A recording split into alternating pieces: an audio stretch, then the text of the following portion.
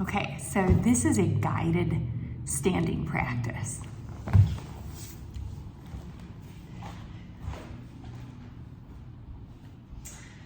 Okay, so begin by taking your feet about pelvis width distance apart. And let's parallel the outside edges of the feet. So you're going to just have your feet, it'll feel like they're slightly turning in. And so your third toe likely is the one that's going straight forward. And if you were standing inside of a box, the outside edges of your feet would be right lined up with the edges. And then from there, start to spread your feet. And so you want to get your big toe mound, pinky toe mound, and the center of each heel really big, like really wide away from each other. See if you can get a little air space between every single toe. And then once you have that, start to press your big toe mound into the ground. And maintain that pressure as you press your pinky toe mound equally into the floor. And then I want you to find the center of each heel. So see if you can maybe tip to the inside of the heel and the outside until you're right in the middle of each heel.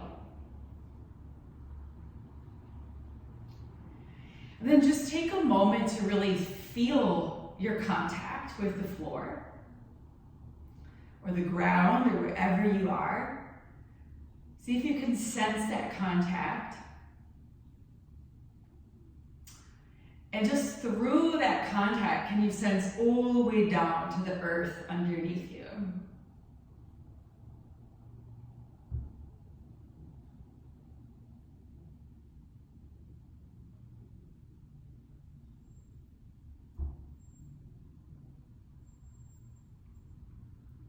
Okay. And then from here, unlock your knees. And just feel like when you unlock the knees, feel the lower back and the back of your ribs and the bottom, right where the kidneys are and the bottom floating ribs. Feel that kind of elongate and see if you can relax that tissue. Almost like you're gonna drop, I'll turn to the side here, drop from the back edge of your diaphragm all the way down to the back of the glutes here. And just start to take some breaths into the back of your waist. See if you can breathe into the bottom of your ribs.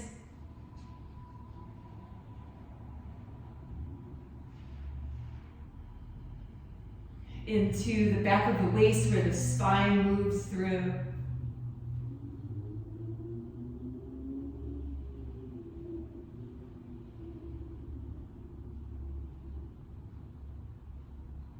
See if you can breathe down into the sacrum and the hips. And just as you're breathing into this back area, see if you can get that tissue to move. You want a sense of suppleness and mobility and motility through that tissue as you breathe.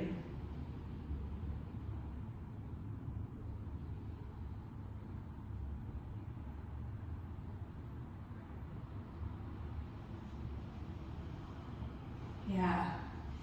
And then from here, you're going to take the weight back into the heels. And so just let your weight drift from the front of the foot towards the back of the foot. And see if you can take the very center of the dantian, center of the pelvis, back so it's just hovering above like the front of your heel bone.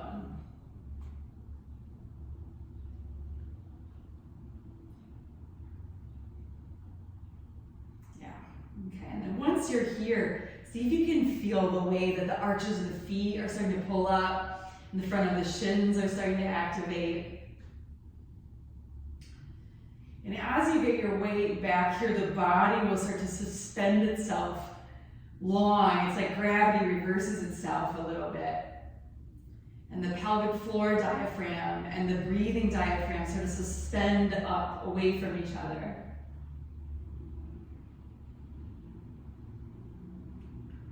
And as you start to land here, see if you can take your pelvic floor point, Widen, straight down into the center of the earth. You can imagine a beam of light extending from that pelvic floor point all the way into the very center of the earth.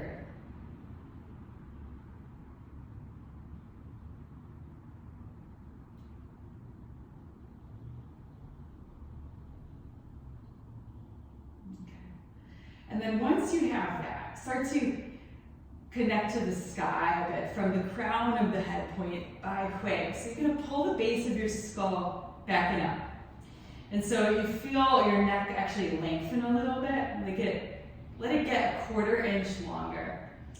And as you lift the base of your skull up, see if you can kind of suspend it up off of your brainstem a little bit. So you make space.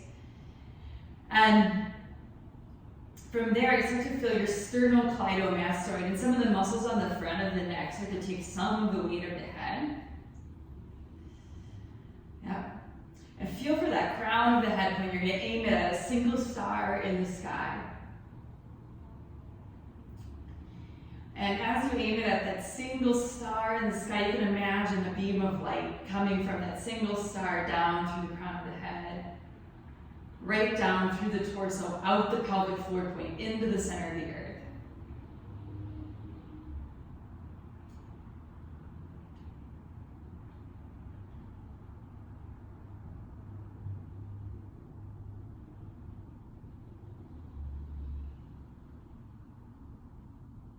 Okay, now we're going to bring the center of the heart onto that midline. So there's a place that's halfway between your sternum and your spine here.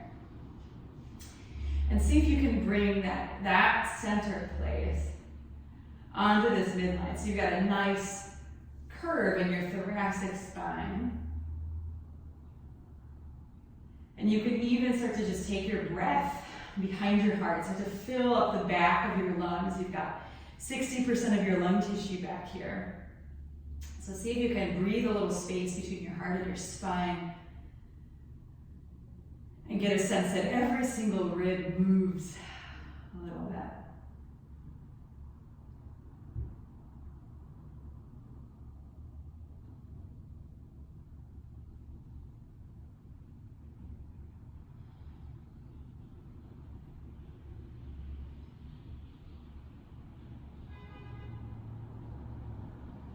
Yeah. And just as you're here, I want you just to imagine that your midline is like a central string for a mobile, like a hanging mobile. And your diaphragms are suspended along that string. So you've got your pelvic floor diaphragm.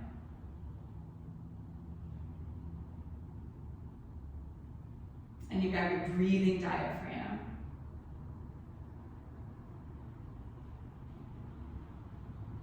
You've got this sort of cervical thoracic diaphragm, which is this sort of shape that comes off the base of the cranium underneath the chin too, and goes all the way out to the shoulders.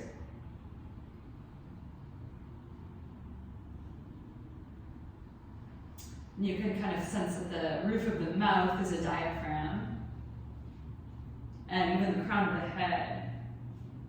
Just feel into those diaphragms and just see if you can sort of get them to be parallel to each other and to the earth and the sky. As they are here, suspended on this midline string of the hanging mobile, which is your central channel. It's just like a beam of light.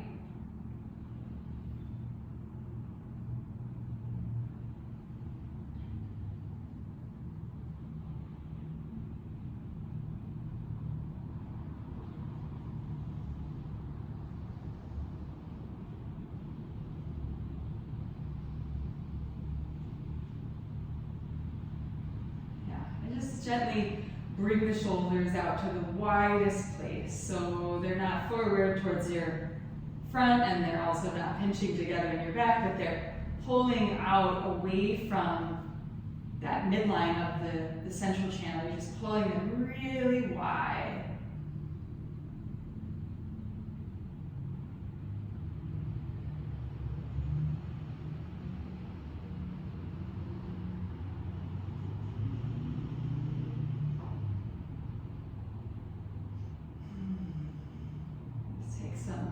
beautiful breaths here.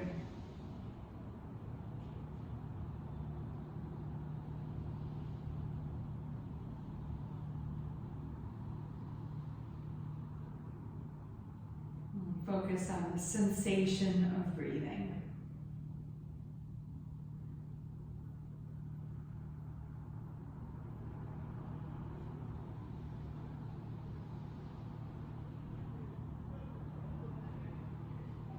Just feel that this practice of knowing your center is really, this alignment is such a dance of moving away from center, coming back, moving away, coming back. This is very alive. You're not like holding still or frozen. It's really quite the dance.